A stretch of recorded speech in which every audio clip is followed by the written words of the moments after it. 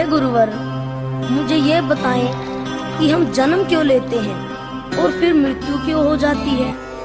हे गोरखनाथ, हमारा जन्म यानी मानव जन्म परलोक को सुधारने के लिए होता है।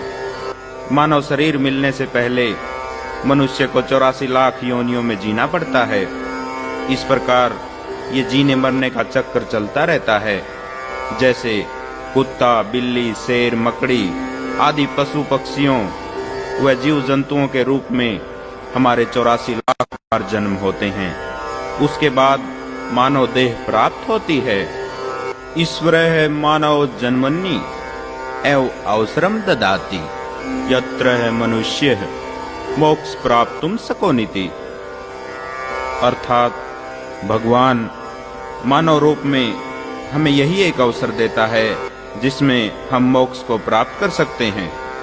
हे गुरुवर, मोक्ष से आपका क्या अभिप्राय है तथा मानव मोक्ष कैसे प्राप्त कर सकता है। हे गोरखनाथ, मोक्ष इति एनन मम अभिप्रायः अस्ति, यत् जन्म मरण बंधनात् मुक्ति ही अर्जनम, स्वर्गलोके च भगवतेः चरणायोः निवास करणम।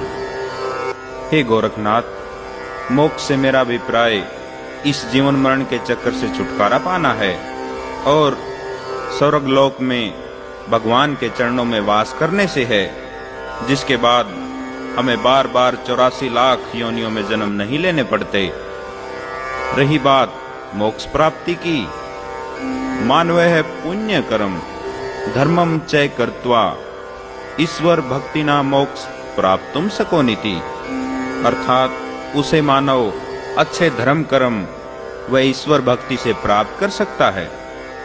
हे गुरुवर, इस संसार में इंसान के लिए सबसे ज्यादा पूजनीय कौन होने चाहिए, या फिर हमें केवल भगवान की ही पूजा करनी चाहिए।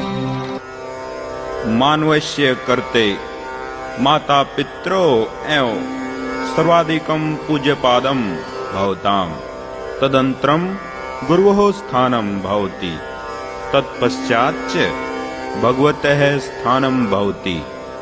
अर्थात इंसान के लिए सबसे ज्यादा पूजनीय अपने माता पिता होने चाहिए, उसके बाद गुरु का स्थान आता है और फिर भगवान का स्थान आता है। माता पिता की सेवा से बढ़कर कोई दूसरा फल नहीं है। इस संसार में कई ऐसे व्यक्ति हैं जो माता पिता की सेवा करने की बजाय किसी को